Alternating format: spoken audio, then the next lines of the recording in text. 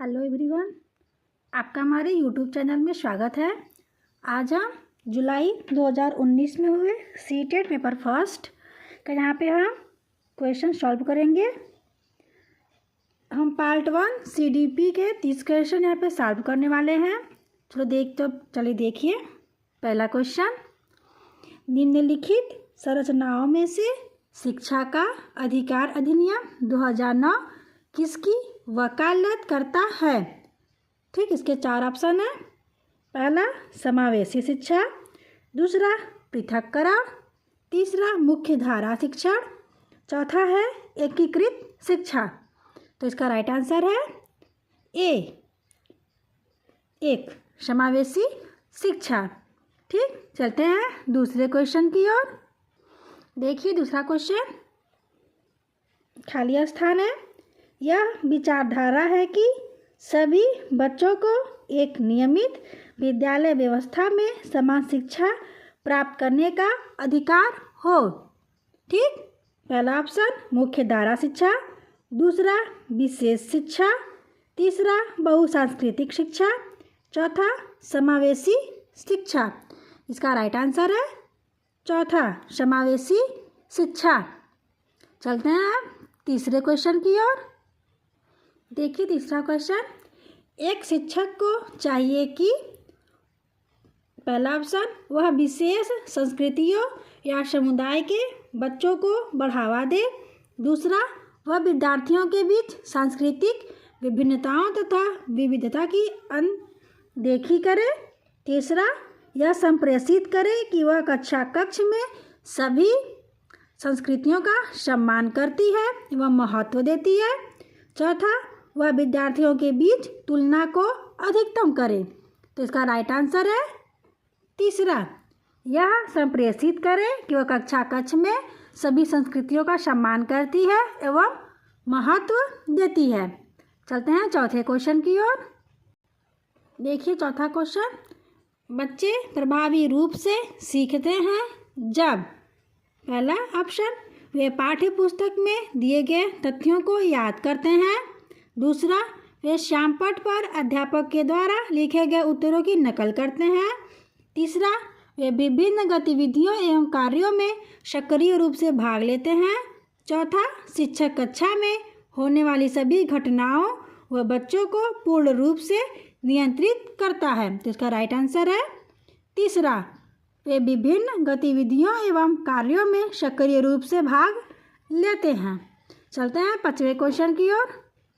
देखिए पांचवा क्वेश्चन, बच्चों को कक्षा में प्रश्न, 4 ऑप्शन, एक पूछने के लिए हतोत्साहित करना चाहिए, दूसरा पूछने की अनुमति नहीं देनी चाहिए, तीसरा पूछने से रोकना चाहिए, चौथा पूछने के लिए प्रेरित करना चाहिए। तो इसका राइट आंसर है चौथा, पूछने के लिए प्रेरित करना चाहिए। ठीक, चलिए छठा क्वेश्चन देखिए, निम्नलिखित में से कौन सी एक मुख्य प्रक्रिया नहीं है जिसके द्वारा सार्थक अधिगम घटित होता है? 4 ऑप्शन, पहला पुनरावृत्ति एवं अभ्यास, दूसरा निर्देश एवं संचालन, तीसरा अन्वेषण एवं पारस्परिक क्रिया, चौथा कंठस्थीकरण एवं स्मरण। तो पूछा है कि मुख्य प्रक्रिया नहीं है, तो इसका राइट आंसर है चौथा, कंठस्थीकरण एवं स्मरण।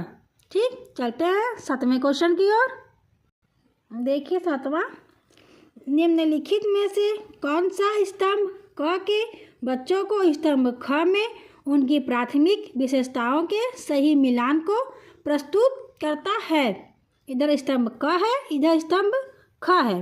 तो ए धारा प्रवाह पढ़ने की कमी, प्रतिभाशाली, बी मूल समाधानों के बारे में सोच सकता है, अधिगम अशक्तता,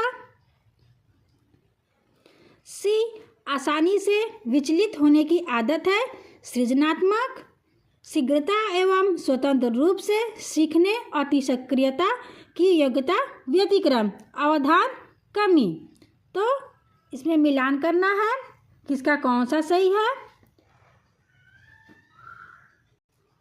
तो इसका राइट आंसर होगा पहला, ए का चौथा होगा, बी का पहला होगा, ठीक, सी का दूसरा होगा, डी का तीसरा होगा, ठीक।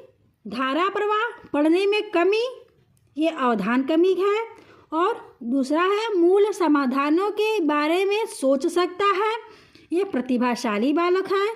सी है आसानी से विचलित होने की आदत है, तो ये अधिगम अशक्तता है। शीघ्रता एवं स्वतंत्र रूप से सीखने अतिसक्रियता की योग्यता व्यतिक्रम, तो ये सृजनात्मक है, ठीक। चलते हैं 8वें क्वेश्चन की ओर। देखिए 8वां क्वेश्चन, बच्चों की गलतियाँ। पहला, बार बार अभ्यास करने के लिए कहकर तुरंत सुधार देनी चाहिए। दूसरा, अधिगम का एक भाग है तथा उनके विचारों की एक अंतर्दृष्टि देती है। तीसरा, शिक्षण अधिगम प्रक्रिया में महत्वहीन है। चौथा, प्रदर्शित करती है कि बच्चे कितने लापरवाह हैं। तो इसका राइट आंसर है दूसरा, अधिगम का एक भाग है तथा उनके विचारों की एक अंतर्दृष्टि देती है। चलते हैं 9वें क्वेश्चन की ओर। देखिए 9वां क्वेश्चन, मूल्यांकन को पहला शिक्षण अधिगम प्रक्रिया का एक भाग होना चाहिए। दूसरा, केवल नंबरों के संदर्भ में करना चाहिए। तीसरा, वस्तुनिष्ठ प्रकार के लिखित कार्यों पर आधारित होना चाहिए। चौथा, एक अलग गतिविधि के रूप में लेना चाहिए। तो इसका राइट आंसर है पहला, शिक्षण अधिगम प्रक्रिया का एक भाग होना चाहिए। चलते हैं 10वें क्वेश्चन की ओर। देखिए 10वां क्वेश्चन, संरचनात्मक दृष्टिकोण के अनुसार अधिगम डैश है। 4 ऑप्शन। पहला, एक निष्क्रिय एवं व्यतिपरक प्रक्रिया। दूसरा, जानकारी के अर्जन की प्रक्रिया। तीसरा, अनुभव के परिणाम के रूप में व्यवहार में एक परिवर्तन होने की प्रक्रिया। चौथा, एक सक्रिय एवं सामाजिक प्रक्रिया। तो हम कह सकते हैं संरचनात्मक दृष्टिकोण के अनुसार अधिगम एक सक्रिय एवं सामाजिक प्रक्रिया है। चलते हैं 11वें क्वेश्चन की तरफ। देखिए 11वां क्वेश्चन, जब शिक्षक को विद्यार्थियों एवं उनकी योग्यताओं के बारे में सकारात्मक विश्वास होता है तब विद्यार्थी, पहला ऑप्शन, निश्चिंत हो जाते हैं तथा सीखने के लिए किसी भी तरह का प्रयास करना बंद कर देते हैं। दूसरा, का उत्साह भंग हो जाता है तथा वे दबाव में आ जाते हैं। तीसरा, किसी भी रूप में प्रभावित नहीं होते हैं। चौथा, सीखने के लिए उत्सुक एवं प्रेरित रहते हैं। तो इसका राइट आंसर है चौथा, सीखने के लिए उत्सुक एवं प्रेरित रहते हैं। चलते हैं 12वें क्वेश्चन की ओर। देखिए 12वां क्वेश्चन, एक शिक्षक बच्चों को प्रभावी रूप से समस्या का समाधान करने में सक्षम बनने के लिए किस तरह से प्रोत्साहित कर सकता है। 4 ऑप्शन। पहला, पाठ्यपुस्तक से एक ही प्रकार के प्रश्नों के उत्तर के अभ्यास के लिए उन्हें पर्याप्त मात्रा में अवसर प्रदान करके। दूसरा, पाठ्यपुस्तक में दी गई सूचनाओं के कंठस्थीकरण करने पर बल देकर। तीसरा, बच्चों को समस्या के बारे में सहजानुभूत अनुमान लगाने एवं बहु विकल्पों को देखने के लिए प्रोत्साहित करके। चौथा, पाठ्यपुस्तक के सभी प्रश्नों के व्यवस्थित तरीके से समाधान लिखकर। तो इसका राइट आंसर होगा तीसरा, बच्चों को समस्या के बारे में सहजानुभूत अनुमान लगाने एवं बहु विकल्पों को देखने के लिए प्रोत्साहित करके। अब चलते हैं 13वें क्वेश्चन की ओर। देखिए 13वां क्वेश्चन, वे विधियां जिनके प्रयोग में विद्यार्थियों की स्वपहल व प्रयास शामिल है, निम्न में से किसका उदाहरण है। 4 ऑप्शन। पहला, निगमनात्मक विधि। दूसरा, अधिगमकर्ता केंद्रित विधि। तीसरा, परंपरागत विधि। चौथा, अंतर्वैयक्तिक बुद्धि। तो इसका राइट आंसर है दूसरा, अधिगमकर्ता केंद्रित विधि। चलते हैं 14वें क्वेश्चन की ओर। देखिए 14वां क्वेश्चन, नीचे लिखी हुई स्थिति किस सिद्धांत को दर्शाती है? जो विद्यार्थी अच्छा प्रदर्शन नहीं कर पाते हैं वे महसूस करते हैं कि वे पर्याप्त रूप से अच्छे नहीं हैं और हतोत्साहित महसूस करते हैं। तब उनमें बिना प्रयास किए कार्य को आसानी से छोड़ देने की संभावना है। देखिए इसके ऑप्शन। पहला, संज्ञान एवं संवेग संबंधित नहीं है। दूसरा, आनुवंशिकता एवं पर्यावरण अलग नहीं है। तीसरा, आनुवंशिकता एवं पर्यावरण संबंधित नहीं है। चौथा, संज्ञान एवं संवेग अलग नहीं है। तो इसका राइट आंसर होगा चौथा, संज्ञान एवं संवेग अलग नहीं है। चलते हैं 15वें क्वेश्चन की ओर। देखिए 15वां क्वेश्चन, निम्नलिखित में कौन प्राथमिक समाजीकरण माध्यम है? पहला, विद्यालय। दूसरा, सरकार। तीसरा, मीडिया। चौथा, परिवार। तो प्राथमिक समाजीकरण का माध्यम परिवार होता है। चलते हैं हम 16वें क्वेश्चन की ओर। 16वां देखिए, जीन पियाजे के सिद्धांत का प्रमुख प्रस्ताव है कि पहला ऑप्शन, बच्चों की सोच वयस्कों से बेहतर होती है। दूसरा, बच्चों की सोच मात्रात्मक रूप में वयस्कों से भिन्न होती है। तीसरा, बच्चों की सोच गुणात्मक रूप में वयस्कों से भिन्न होती है। चौथा, बच्चों की सोच वयस्कों से निम्न होती है। तो इसका राइट आंसर है तीसरा, बच्चों की सोच गुणात्मक रूप में वयस्कों से भिन्न होती है। चलते हैं आप 17वें क्वेश्चन की ओर। देखिए 17वां क्वेश्चन, जेंडर यानी कि लिंग क्या है? इसके 4 ऑप्शन। एक, मनोवैज्ञानिक सत्ता है। दूसरा, एक सामाजिक संरचना है। तीसरा, एक आर्थिक अवधारणा है। चौथा, एक जैविक निर्धारक है। तो इसका राइट आंसर है जो जेंडर होती है एक सामाजिक संरचना है। चलते हैं 18वें क्वेश्चन की ओर। देखिए 18वां क्वेश्चन, निम्नलिखित में से कौन विकास के व्यापक आयामों की सही पहचान करता है? पहला ऑप्शन, संवेगात्मक, बौद्धिक, आध्यात्मिक एवं संवेगात्मक। दूसरा, शारीरिक, व्यक्तित्व, आध्यात्मिक एवं संवेगात्मक। तीसरा, सामाजिक, शारीरिक, व्यक्तित्व, स्व। चौथा है शारीरिक, संज्ञानात्मक, सामाजिक और संवेगात्मक। तो इसका राइट आंसर चौथा है, शारीरिक, संज्ञानात्मक, सामाजिक और संवेगात्मक। चलते हैं 19वें क्वेश्चन की ओर। देखिए, बुद्धि के बारे में निम्नलिखित कथनों में से कौन सा सही है? पहला ऑप्शन, बुद्धि अनुभव के परिणाम के रूप में व्यवहार में एक अपेक्षाकृत अस्थायी परिवर्तन है। दूसरा, बुद्धि एक आनुवंशिक विशेषक है जिसमें मानसिक गतिविधियां जैसे स्मरण एवं तर्क शामिल होती हैं। तीसरा, बुद्धि बहुआयामी है जिसमें बुद्धि परीक्षणों के द्वारा पूर्ण रूप से परिमेय न की जाने वाली कई योग्यताएं शामिल हैं। चौथा, बुद्धि अभिसारी रूप से सोचने की योग्यता है। तो इसका राइट आंसर है तीसरा, बुद्धि बहुआयामी है जिसमें बुद्धि परीक्षणों के द्वारा पूर्ण रूप से परिमेय न की जाने वाली कई योग्यताएं शामिल है। चलते हैं हम 20वें क्वेश्चन की ओर। देखिए 20वां क्वेश्चन, प्रगतिशील शिक्षा में बच्चों को किस तरह से देखा जाता है? पहला, निष्क्रिय अनुकारकों के रूप में। दूसरा, सक्रिय अन्वेषकों के रूप में। तीसरा, खाली स्लेटों के रूप में। चौथा, छोटे वयस्कों के रूप में। इसका राइट आंसर है दूसरा, सक्रिय अन्वेषकों के रूप में। चलते हैं 21वें क्वेश्चन की ओर। देखिए 21वां क्वेश्चन, लेव वाइगोत्स्की के अनुसार अधिगम क्या है? 4 ऑप्शन। एक, व्यक्तिगत गतिविधि है। दूसरा, एक निष्क्रिय गतिविधि है। तीसरा, एक अनुबंधित गतिविधि है। चौथा, एक सामाजिक गतिविधि है। तो लेव वाजगोस्की के अनुसार अधिगम एक सामाजिक गतिविधि है। चलते हैं 22वें क्वेश्चन की ओर। देखिए 22वां क्वेश्चन, निम्नलिखित में से कौन सा पूर्व संक्रियात्मक अवस्था काल के बच्चे को विशेषित करता है?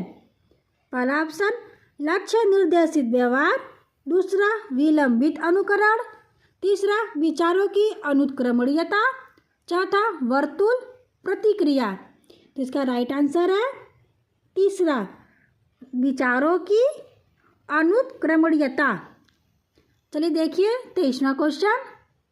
देखिए 23वां क्वेश्चन, बच्चों और उनके अधिगम के संदर्भ में निम्नलिखित कथनों में से कौन सा सही है? पहला ऑप्शन बच्चों को सीखने के लिए अभिप्रेरणा तथा सीखने के लिए उनकी सक्षमता केवल आनुवंशिकता द्वारा पूर्व निर्धारित है। दूसरा, बच्चों की सामाजिक आर्थिक पृष्ठभूमि उनके प्रेरणा एवं अधिगम सक्षमता को निर्धारित व सीमित करती है। तीसरा, बच्चों को अधिगम हेतु प्रेरित करने के लिए उन्हें पुरस्कृत एवं दंडित करना होता है। चौथा, सभी बच्चे सीखने के लिए स्वाभाविक रूप से प्रेरित होते हैं तथा सीखने में सक्षम होते हैं। तो इसका राइट आंसर है चौथा, सभी बच्चे सीखने के लिए स्वाभाविक रूप से प्रेरित होते हैं तथा सीखने में सक्षम होते हैं। चलते हैं हम 24वें क्वेश्चन की ओर। गामक विकास की दर में व्यक्तिगत विविधताएं होती हैं, फिर भी गामक विकास का क्रम डैश से डैश तक है। पहला ऑप्शन अधोगामी, शीर्षगामी, दूसरा अपरिष्कृत यानी स्थूल गामक विकास, अपरिष्कृत सूक्ष्म गामक विकास, तीसरा परिष्कृत सूक्ष्म गामक विकास, अपरिष्कृत स्थूल गामक विकास, चौथा शीर्षगामी अधोगामी। तो इसका राइट आंसर है दूसरा, अपरिष्कृत स्थूल गामक विकास, अपरिष्कृत सूक्ष्म गामक विकास। ठीक, चलते हैं 25वें क्वेश्चन की ओर। देखिए, वह अवधि जो वयस्कता के संक्रमण की पहल करती है उसे क्या कहते हैं? चार ऑप्शन, पहला मध्य बाल्यावस्था, दूसरा पूर्व संक्रियात्मक अवधि, तीसरा बाल्यावस्था की समाप्ति, चौथा किशोरावस्था। तो इसे हम किशोरावस्था कहते हैं। ठीक, चलते हैं 26वें क्वेश्चन की ओर। जीन पियाजे के अनुसार बच्चे, चार ऑप्शन, पहला प्रेक्षणात्मक अधिगम प्रक्रिया का अनुसरण करते हुए दूसरों का अवलोकन करके सीखते हैं, दूसरा को उद्दीपन अनुक्रिया संबंधों के सावधानीपूर्ण नियंत्रण के द्वारा एक विशेष तरीके से व्यवहार करने के लिए अनुबंधित किया जा सकता है, तीसरा को पुरस्कार एवं दंड के सिद्धांतों का प्रयोग करते हुए विशिष्ट तरीके से व्यवहार करना एवं सीखना सिखाया जा सकता है, चौथा ज्ञान को सक्रिय रूप से संरचित करते हैं जैसे जैसे दुनिया में व्यवहार कौशल का प्रयोग करते हैं तथा अन्वेषण करते हैं। तो इसका राइट आंसर है 4, ज्ञान को सक्रिय रूप से संरचित करते हैं जैसे जैसे वे दुनिया में व्यवहार कौशल का प्रयोग करते हैं तथा अन्वेषण करते हैं। चलते हैं 27वें क्वेश्चन को देखें। देखिए, मौखिक संवाद जो बच्चे अपने आप से करते हैं उन्हें लेव वाइगोत्स्की क्या कहते हैं? चार ऑप्शन, पहला व्यक्तिगत वार्ता, दूसरा भ्रांत वार्ता, तीसरा समस्यात्मक वार्ता, चौथा अहम केंद्रित वार्ता। तो इसका राइट आंसर है पहला, व्यक्तिगत वार्ता। ठीक, चलिए 28वां क्वेश्चन देखिए। खिलौने, पहनावे की वस्तुएं, घरेलू सामग्रियां, व्यवसायों एवं रंगों को विशिष्ट लिंग के साथ संबंधित करना क्या प्रदर्शित करता है? पहला ऑप्शन जेंडर रूढ़िवादिता, दूसरा जेंडर सिद्धांत, तीसरा जेंडर प्रासंगिकता, चौथा विकसित जेंडर पहचान। इसका राइट आंसर है पहला जेंडर रूढ़िवादिता। ठीक, चलते हैं 29वें क्वेश्चन की ओर। देखिए, एक प्रारंभिक कक्षा कक्ष में एक बच्ची अपने साथ जो अनुभव लाती है, पहला उसकी उपेक्षा करनी चाहिए, दूसरा उन पर ध्यान नहीं देना चाहिए, तीसरा उन्हें शामिल कर उनका संचय करना चाहिए, चौथा उन्हें अस्वीकार करना चाहिए। ठीक, तो इसका राइट आंसर है तीसरा, उन्हें शामिल कर उनका संचय करना चाहिए। चलते हैं लास्ट क्वेश्चन की ओर। देखिए 30वां क्वेश्चन, एक बच्चा तर्क प्रस्तुत करता है कि हिंज को दवाई की चोरी नहीं करनी चाहिए। वह दवाई जो उसकी पत्नी की जान बचाने के लिए ज़रूरी है, क्योंकि यदि वह ऐसा करता है तो उसे पकड़ा जाएगा और जेल भेज दिया जाएगा। कोहालबर्ग के अनुसार वह बच्चा नैतिक समझ की किस अवस्था के अंतर्गत आता है? पहला सामाजिक क्रम नियंत्रक अभिविन्यास, दूसरा दंड एवं आज्ञा पालन अभिविन्यास, तीसरा सार्वभौम नैतिक सिद्धांत अभिविन्यास, चौथा यंत्रीय उद्देश्य अभिविन्यास। तो इसका राइट आंसर है दूसरा, दंड एवं आज्ञा पालन अभिविन्यास। ठीक, यहाँ पे CDP के पूरे 30 क्वेश्चन सॉल्व करा दिए गए हैं। मिलते हैं अगली क्लास में। Thank you.